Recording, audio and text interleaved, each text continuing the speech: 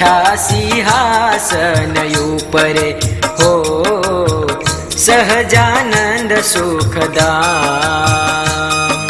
बैठा सिंहासन ऊपरे हो सहजानंद सुखदाम।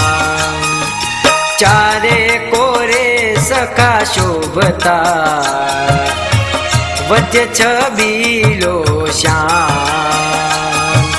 चारे कोरे सखा शोभता वच छबीलो श्याम। वच छबीलो श्याम। बैठा सिंहासन ऊपरे हो सहजानंद सुखदाम।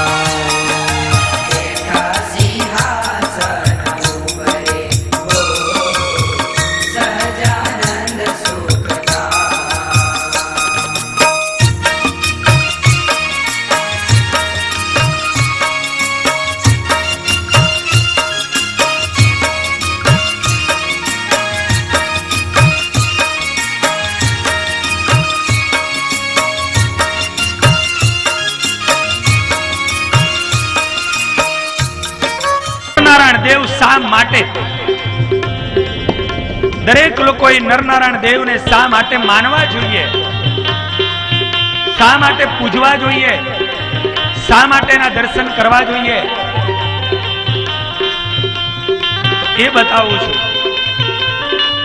અને તે દિવસે અને જવાબ આપ્યો તો કુંચીએ, હે બ્રહ્મદેવ, આપ જો પ્રસન્ન થઈ અને મને આપતા હોય તો એ આપો। મારા શરીરની ઉપર 1000 બખ્તર કવચ અને કુંડળ થઈ જાય। મારા શરીરની ઉપર 1000 બખ્તર કવચ અને કુંડળ થઈ જાય। મારું એક બખ્તર કવચ અને કુંડળ જો કોઈએ તોડવું હોય, મારી સામે યુદ્ધમાં કોઈ પણ માણસ આવે, જોજો, ધ્યાન આપજો, નરનારાયણ દેવ શા માટે તો એમ કહે કે મારું એક બખ્તર જો કોઈએ તોડવું હોય, 1000 વર્ષ સુધી જેને તપશ્ચર્યા કરી હોય, બ્રહ્મચર્ય વ્રતનું પાલન કર્યું હોય અને અખંડ આવો ઉર્ધ્વ રહેતા બ્રહ્મચારી અને 1000 વર્ષ સુધી તપ કરે અને મારી સામે 1000 વર્ષ સુધી યુદ્ધ કરે, ત્યારે મારું એક બખ્તર તૂટે। ધ્યાન રાખજો, શું સહસ્ત્ર કુંચી માંગે છે? મારી સામે 1000 વર્ષ સુધી તપ કરી બ્રહ્મચર્ય વ્રતનું પાલન કરી અને યુદ્ધ કરવા આવે અને 1000 વર્ષ સુધી યુદ્ધ કરે ત્યારે મારું એક બખ્તર તૂટે। મારા બીજા બખ્તરને તોડવા માટે ને ફરીને 1000 વર્ષ તપ કરવા જવું પડે અને બીજા 1000 વર્ષ સુધી તપ કરીને પાછો મારી સામે આવે અને એ વખતે 1000 વર્ષ બીજું યુદ્ધ કરે ત્યારે ફરીને મારું બીજું બખ્તર તૂટે। અને આ પ્રમાણે મારા 1000 બખ્તરો, 1000 કવચો, 1000 કુંડળો એ એક તૂટે ને બીજું આવી જાય, એક તૂટે ને બીજું આવી જાય, આ થઈ જવું જોઈએ। અને તે દિવસે બ્રહ્માજીએ કીધું તથાસ્તુ। બ્રહ્માજી તો તથાસ્તુ કહીને ચાલ્યા ગયા। આ તરફ આ માણસ કુંચી નામ હતું પણ સહસ્ત્ર કુંચી કહેવાનો, 1000 એને કવચ કુંડળ થયા માટે સહસ્ત્ર કુંચીના નામથી ઓળખાવા લાગ્યો। આવી અને એને ત્રિલોકીની સત્તા હાંસલ કરી લીધી। એની સામે કોઈ ઉભો ના રહી શકે એની તાકાત બની ગઈ। પણ બન્યું એવું, અહીંયા પરિસ્થિતિ એ સર્જાણી ભાઈ કે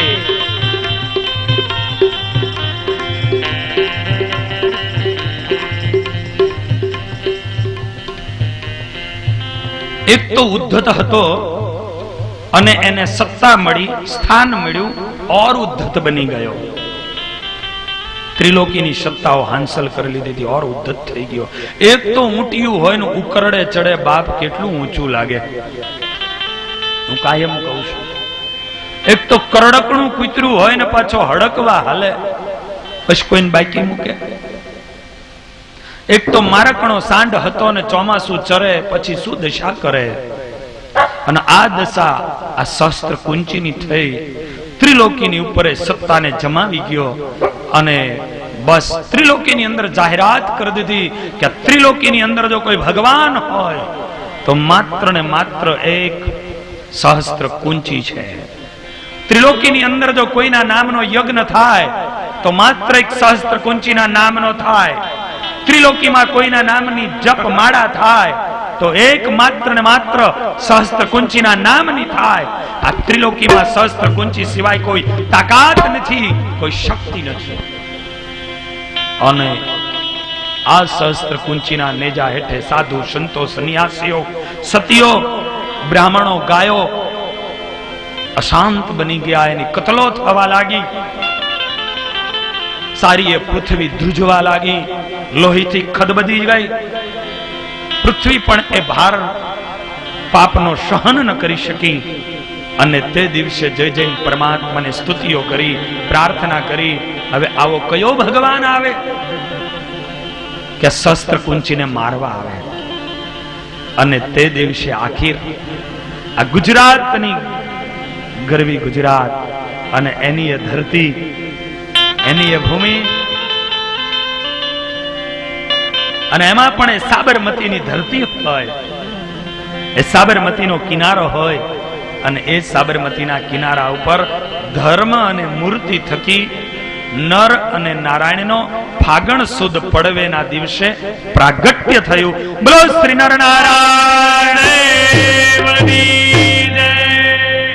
ફાગણ સુદ પડવેના દિવસે શ્રી નરનારાયણ દેવનું પ્રાગટ્ય થયું.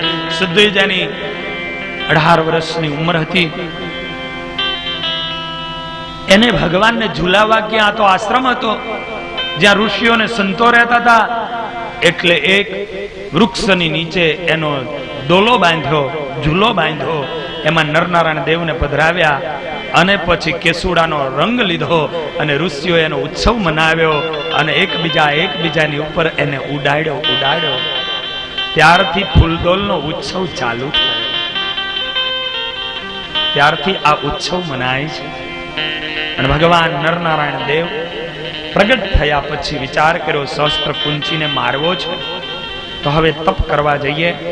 સિંહાવતી ગુફાની અંદર બદ્રી નારાયણમાં ત્યાં જઈ અને ભગવાન નર અને નારાયણ બંને તપશ્ચર્યામાં બેઠા. 1000 વર્ષ સુધી એને તપ કર્યું. અને એ તપ કર્યા પછી પેલા ભગવાન નર કહે, પ્રભુ હું જાઉં યુદ્ધ કરવા. નારાયણ કે નહીં, હું જાઉં. નર કહે, પ્રભુ હું નાનો છું તો હું જાઉં.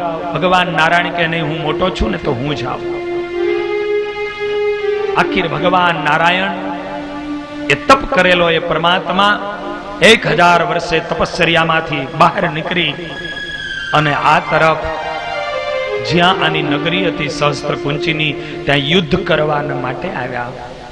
પણ પરમાત્માએ સહસ્ત્ર કુંચીના નગરના દ્વાર ઉપર આવી અને લલકાર કર્યો, હે સહસ્ત્ર કુંચી, યુદ્ધ કરવા માટે આવો. સહસ્ત્ર કુંચીને સમાચાર મળ્યો. સૈન્યને લઈ રણ મેદાનની અંદર યુદ્ધ ભૂમિમાં એ યુદ્ધ કરવા માટે આવ્યો. પણ યુદ્ધ ભૂમિમાં આવ્યો તો એક તરફ વિશાળ એવું એ સહસ્ત્ર કુંચીનું સૈન્ય હતું અને આ તરફ એકલા કેવલ માત્ર ભગવાન નરનારાયણ દેવ, જેને શ્વેત પિતાંબર ધાર્યું હતું, ખભાની ઉપર એ જનોઈની ઉપર શ્વેત એને ખેસ નાખ્યો તો, વિશાળ એ જટાનો અંબોરડો લીધો તો, જાણે કે મુગટને પણ શરમાવતો હોય એવો એ અંબોરડો હતો.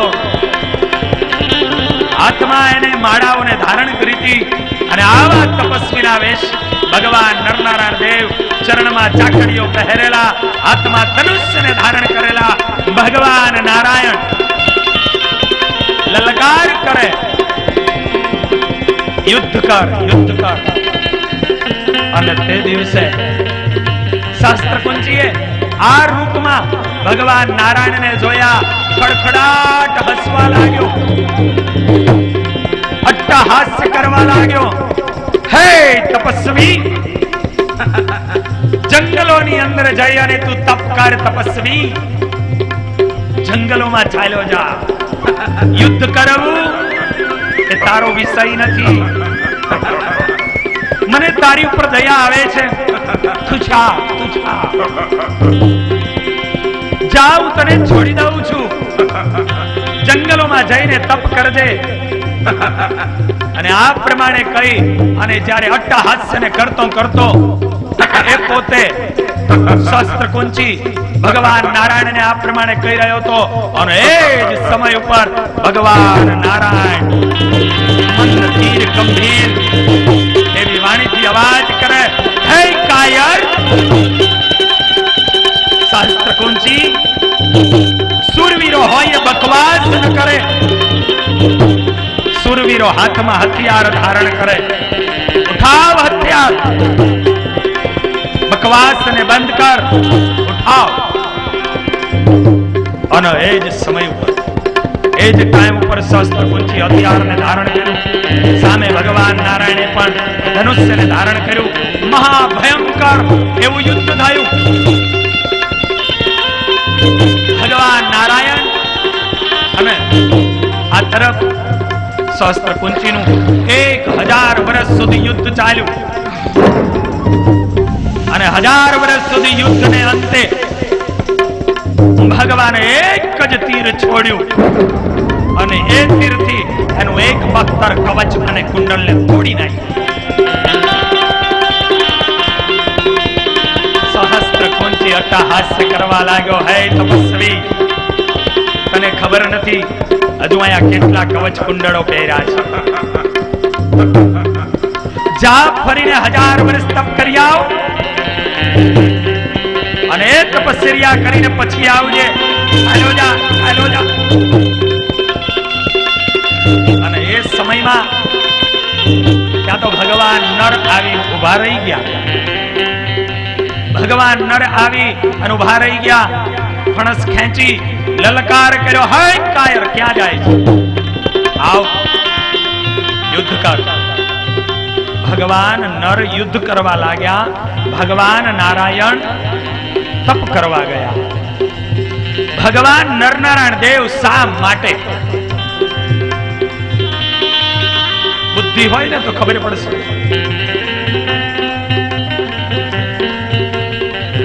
એને શું કર્યું છે ખ્યાલ આવશે. 1000 વર્ષ સુધી તપ કરે, એની સામે ઉભા ઉભા એ યુદ્ધ કરે, પાછા બેસી અને તપ કરવા જાય.